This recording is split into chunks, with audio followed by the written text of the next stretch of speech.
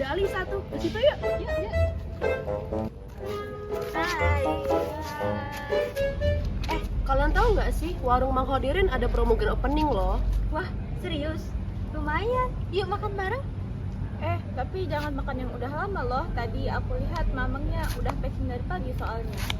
Santai aja, selagi masih kelihatan enak gas aja. Kamu mau ikut gak? Enggak deh, aku udah bawa bekal tadi. Ya udah, kami aja ya. Dadah.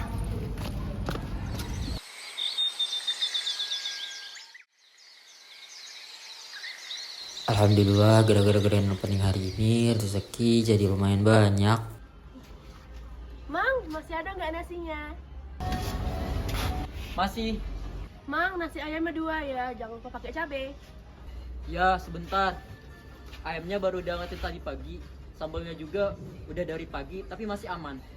Wah, makin lama makin gurih dong, Mang. Ya iyalah, bumbu rahasia Mang Hodirin tuh kalau makin siang makin nikmat. Mang aja makan tiap hari.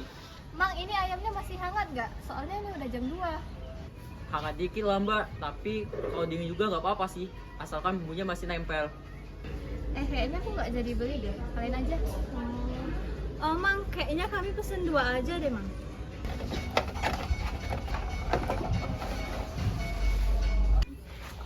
Makasih Mang, bayar pakai keris ya. Oke, bentar. Oke, udah, Mang. Makasih Mang. Sama-sama.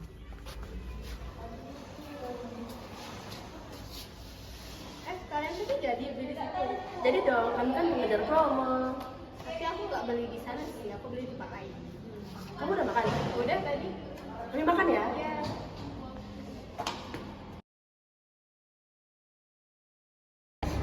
Kalian udah belum sih lapar kemarin?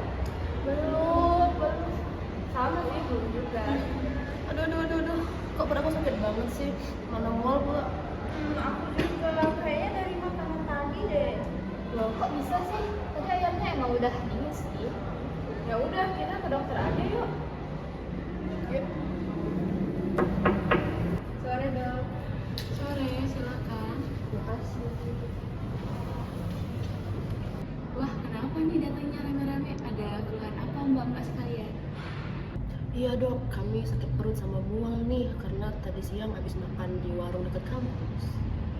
Oh, jadi kalian berdua makan di tempat yang sama? Terus menunya juga sama? Iya dok, nasi ayam sambal merah.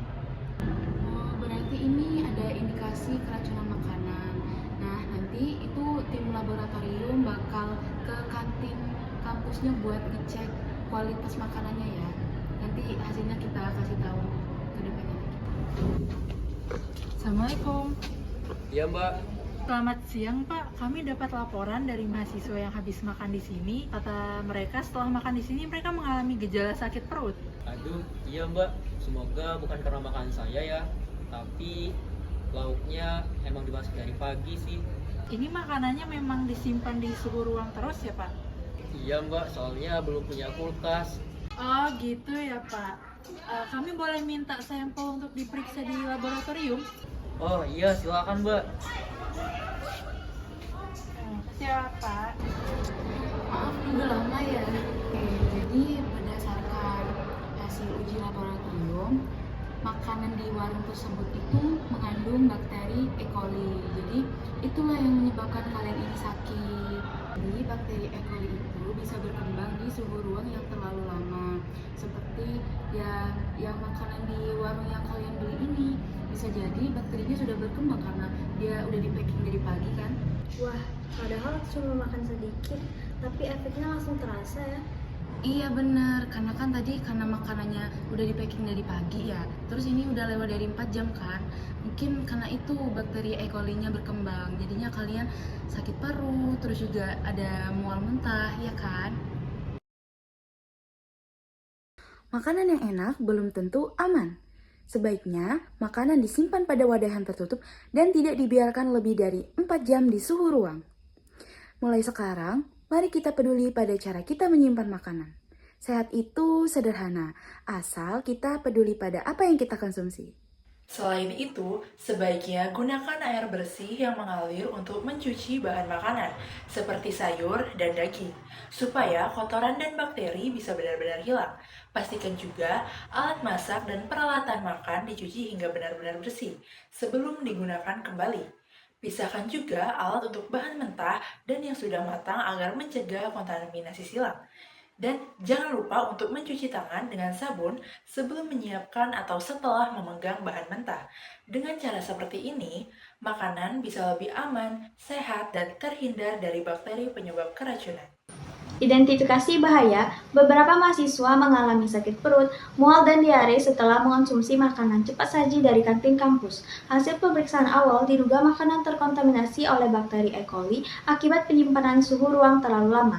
Maka keputusannya yaitu petugas kesehatan dan pihak kampus melakukan pemeriksaan lapangan untuk mengidentifikasi sumber makanan yang terkontaminasi dan melakukan uji laboratorium. Jadi, ditemukan bahwa makanan tadi udah dibuat dari pagi hari dan dibiarkan secara terbuka di etalase tanpa penutup hingga siang hari. Maka ditemukan bahwa jalur paparan utama disebabkan oleh terkontaminasinya makanan yang udah dikonsumsi. Paparan terjadi karena bakteri berkembang biak di suhu ruang 25-30 derajat lebih dari 2-3 jam. Oke, selanjutnya itu analisis dosis respon.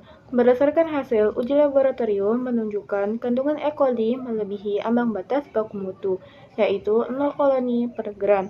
Berdasarkan dosis respon, risiko jangka pendek berupa diare akut, garam perut, dan muntah.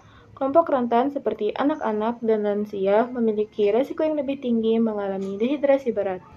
Berdasarkan hasil analisis menunjukkan bahwa kadar E. coli pada makanan melebihi batas normal. Kondisi ini menandakan bahwa terdapat resiko kesehatan tinggi bagi para konsumen, terlebih ketika mengkonsumsi makanan tanpa pemanasan.